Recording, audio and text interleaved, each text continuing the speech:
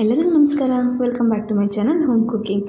ಇವತ್ತು ನಾವು ಹಳ್ಳಿ ಸ್ಟೈಲಲ್ಲಿ ಸೊಪ್ಪು ಕಾಳಿನ ಉಪ್ಸಾರು ಹಾಗೆ ಹಸಿ ಖಾರ ಹೇಗೆ ಮಾಡೋದು ಅಂತ ನೋಡೋಣ.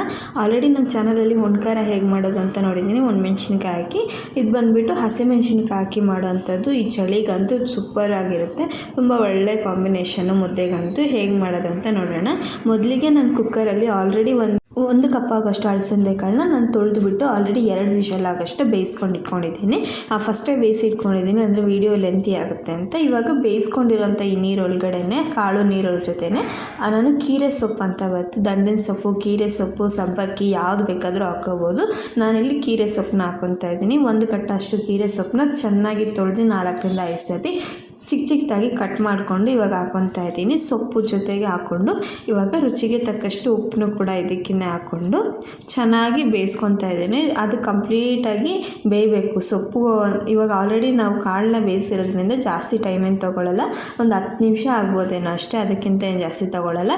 ಕಾಳನ್ನ ಜೊತೆಗೆ ಹಾಕಿ ಬೇಯಿಸೋಕ್ಕಾಗಲ್ಲ, ಯಾಕೆಂದರೆ ಕಾಳು ಫಸ್ಟೇ ಲೇಟ್ ಆಗುತ್ತೆ ಬೇಯೋದು. ಸೊಪ್ಪು ಬೇಗ ಬೇಯ್ಕೊಳ್ಳುತ್ತೆ. ನೋಡಿ, ಇವಾಗ ಸೊಪ್ಪು ಈ ಥರ ಮುಟ್ಟಿ ನೋಡಿದಾಗ ಗೊತ್ತಾಗುತ್ತೆ ನಿಮಗೆ ಬೆಂದಿದೆಯೋ ಇಲ್ವೋ ಅಂತ.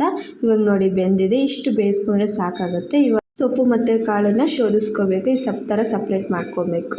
ಇವಾಗ ನಾವು ಹಸಿ ಖಾರ ಮಾಡೋದಕ್ಕೆ ನಾನು ಒಂದು 10ರಿಂದ 12 ಹಸಿಮೆಣ್ಸಿನ್ಕಾಯಿನ ತೊಗೊಂಡಿದ್ದೀನಿ. ನೀವು ಇದ್ರ ಬದಲು ಒಣಮೆಣ್ಸಿನ್ಕಾಯಿ ಕೂಡ ಹಾಕ್ಕೋಬಹುದು. ಹಸಿಮೆಣ್ಸಿನ್ಕಾಯಲ್ಲೇ ಟೇಸ್ಟ್ ಬೇರೆ ಥರ ಬರುತ್ತೆ, ಒಣಮೆಣ್ಸಿನ್ಕಾಯಿನೇ ಬೇರೆ ಬರುತ್ತೆ. ಈ ಥರನೂ ಟ್ರೈ ಮಾಡಿ, ಚಳಿಗೆ ತುಂಬ ಚೆನ್ನಾಗಿರುತ್ತೆ ಈ ವೆದರ್ಗಂತೂ. ಇವಾಗ ಮೆಣಸಿನ್ಕಾಯಿನ ಎಷ್ಟು ಬೇಕು ನಿಮ್ಮ ಖಾರಕ್ಕೆ ತಕ್ಕಷ್ಟು ಹಾಕ್ಕೊಂಡು ಚೆನ್ನಾಗಿ ಇದನ್ನು ಹುರ್ಕೋಬೇಕು. ನಿಮ್ಗೆ ಈ ಥರ ಹುರ್ಕೊಳ್ಳೋಕೆ ಇಷ್ಟ ಇಲ್ಲ ಅಂದರೆ ನೀವು ಕಾಳಿನ ಜೊತೆನೇ ಹಾಕ್ಕೊಂಡು ಬೇಯಿಸ್ಕೊಂಡು ಕೂಡ ಮಾಡಬಹುದು. ಇವಾಗ ಚೆನ್ನಾಗಿ ಹಸಿಮೆಣ್ಸಿನ್ಕಾಯಿ ಎಲ್ಲ ಹುರಿದಾದ್ಮೇಲೆ ಇದಕ್ಕೆ 1 ಗೆಡ್ಡೆಯಷ್ಟು ಬೆಳ್ಳುಳ್ಳಿ, ಒಂದು ಸ್ವಲ್ಪ ಹುಣಸೆಹಣ್ಣು, ಹುಳಿಗೆ ತಕ್ಕಷ್ಟು ಸ್ವಲ್ಪ ಆದರೆ ಸಾಕಾಗುತ್ತೆ. ಇದಕ್ಕೆ 1 ಟೀ ಸ್ಪೂನಷ್ಟು ಜೀರಿಗೆ ಹಾಗೆ 1 ಟೀ ಸ್ಪೂನಷ್ಟು ಕಾಳು ಮೆಣಸು. ಹಸಿಮೆಣ್ಸಿನ್ಕಾಯಿನೂ ಹಾಕಿರೋದ್ರಿಂದ ಖಾರ ಜಾಸ್ತಿ ಆಗುತ್ತೆ, ನಿಮಗೆ ಖಾರ ಅನುಗುಣವಾಗಿ ನೀವು ಮೆಣಸನ್ನ ಹಾಕ್ಕೋಬಹುದು. ಇವಾಗ ಸ್ವಲ್ಪ ಕೊತ್ತಂಬರಿ ಸೊಪ್ಪನ್ನ ಹಾಕ್ಕೊಂಡು ರುಚಿಗೆ ತಕ್ಕಷ್ಟು ಉಪ್ಪನ್ನ ಹಾಕ್ಕೊಂಡು ಇದನ್ನು ಮಿಕ್ಸಿ ಜಾರ್ಗೆ ಹಾಕ್ಕೊಂಡು ತುಂಬ ನೈಸಾಗಿ ಪೇಸ್ಟ್ ಮಾಡ್ಕೊಂಬರ್ಬೇಕು. ತುಂಬ ನುಣ್ಣಗೆ ಪೇಸ್ಟ್ ಆದ್ರೇ ಚೆನ್ನಾಗಿರೋದು. ಖಾರ ಕಂಪ್ಲೀಟಾಗಿ ಫುಲ್ಲು ನುಣ್ಣಗೆ ಪೇಸ್ಟ್ ಹಾಕ್ಕೋಬೇಕು. ನೀವು ರುಬ್ಕೊಳ್ಳೋಕ್ಕೆ ನಾವು ಆವಾಗಲೇ ಏನು ಅದನ್ನು ನೀರು ತೊಗೊಂಡಿದ್ದೀವಿ ಆ ನೀರಲ್ಲೇ ರುಬ್ಕೊಳ್ಳಿ, ತುಂಬ ಚೆನ್ನಾಗಿರುತ್ತೆ. ನೀವು ಹೊಸ ನೀರು ಹಾಕ್ಕೊಂಡು ರುಬ್ಕೊಳ್ಳೋದ್ಕಿಂತ ನೀವು ಬೇಯಿಸ್ಕೊಂಡಿರೋಂಥ ನೀರು ಹಾಕ್ಕೊಂಡು ರುಬ್ಕೊಳ್ಳೋದ್ರಿಂದ ಟೇಸ್ಟು ತುಂಬ ಚೆನ್ನಾಗಿರುತ್ತೆ. ಇವಾಗ ಅದೇ ಬಾಣಲಿಗೆ 1-2 ಟೇಬಲ್ ಸ್ಪೂನಷ್ಟು ಎಣ್ಣೆನ ಹಾಕ್ಕೊತಾ ಇದ್ದೀನಿ. ಎಣ್ಣೆ ಹಾಕ್ಕೊಂಡು ಇದಕ್ಕೆ ಎಣ್ಣೆ ಕಾದ್ಮೇಲೆ ಇದಕ್ಕೆ ಸ್ವಲ್ಪ ಸಾಸಿವೆ ಹಾಕ್ಕೊಂಡು, ಸಾಸಿವೆ ಚಿಟಪಟ ಆದಮೇಲೆ ಇದಕ್ಕೆ ಸ್ವಲ್ಪ ಕರಿಬೇವನ್ನ ಕೂಡ ಹಾಕ್ಕೊತಾ ಇದ್ದೀನಿ. ಕರಿಬೇವು ಹಾಕ್ಕೊಂಡು ಇದಕ್ಕೆ ಒಣಮೆಣ್ಸಿನ್ಕಾಯಿನೂ ಕೂಡ ಹಾಕ್ಕೊಂಡು ಚೆನ್ನಾಗಿ ಫ್ರೈ ಮಾಡ್ಕೊತಾನೆ. ಒಂದು 4ರಿಂದ 5 ಎಸಲಷ್ಟು ಬೆಳ್ಳುಳ್ಳಿನ ಜಜ್ಕೊಂಡು ಹಾಕ್ಕೊತಾ ಇದ್ದೀನಿ. ಬೆಳ್ಳುಳ್ಳಿ ಹಾಕೊಳ್ಳೋದ್ರಿಂದ ಟೇಸ್ಟು ತುಂಬ ಚೆನ್ನಾಗಿ ಬರುತ್ತೆ. ನಿಮ್ಗೆ ಏನಾದ್ರು ಇಷ್ಟ ಇಲ್ಲ ಅಂದರೆ ನೀವು ಸ್ಕಿಪ್ ಕೂಡ ಮಾಡ್ಬೋದು. ಇದನ್ನು ಚೆನ್ನಾಗಿ ಹಾಕ್ಕೊಂಡು ಫ್ರೈ ಮಾಡ್ಕೊಬೇಕು. ಎಲ್ಲ ಬೆಳ್ಳುಳ್ಳಿ ಎಲ್ಲ ಚೆಂದಾಗಿ ಫ್ರೈ ಆದಮೇಲೆ ಇದಕ್ಕೆ ನಾವು ಆವಾಗಲೇ ಏನು ರುಬ್ಬಿಟ್ಕೊಂಡಿದ್ವಿ ಆ ಖಾರದ್ದು ಇರುತ್ತಲ್ಲ, ಆ ಖಾರನ 1 ಟೇಬಲ್ ಸ್ಪೂನಷ್ಟು ಹಾಕ್ಕೊತಾ ಇದ್ದೀನಿ.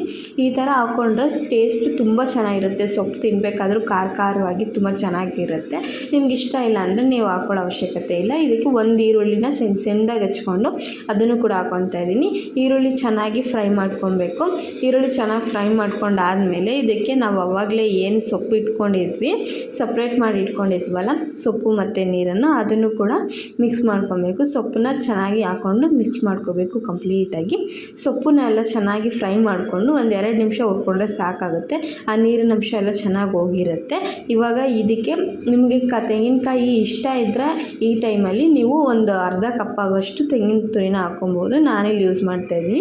ನಿಮ್ಗೆ ಇಷ್ಟ ಇಲ್ಲ ಅಂದರೆ ನೀವು ಸ್ಕಿಪ್ ಕೂಡ ಮಾಡ್ಬೋದು. ಬಟ್ ತೆಂಗಿನಕಾಯಿ ಹಾಕ್ಕೊಂಡ್ರೇ ಸೊಪ್ಪಿ ಕಾಳಿಗೆಲ್ಲ ಒಗ್ಗರಣೆಗೆ ತುಂಬ ಚೆನ್ನಾಗಿರುತ್ತೆ, ಟೇಸ್ಟು ತುಂಬ ಚೆನ್ನಾಗಿ ಬರುತ್ತೆ. ಇವಾಗ ತೆಂಗಿನಕಾಯಿನೂ ಹಾಕ್ಕೊಂಡು ಚೆನ್ನಾಗಿ ಮಿಕ್ಸ್ ಮಾಡಿಕೊಂಡು ಗ್ಯಾಸ್ ಎಲ್ಲ ಆಫ್ ಮಾಡಿಕೊಂಡೆ ಮಿಕ್ಸ್ ಮಾಡ್ಕೊಳ್ಳಿ. ಗ್ಯಾಸಿನ ಅವಶ್ಯಕತೆ ಇಲ್ಲ ತೆಂಗಿನಕಾಯಿ ಮಿಕ್ಸ್ ಮಾಡಬೇಕಾದ್ರೆ.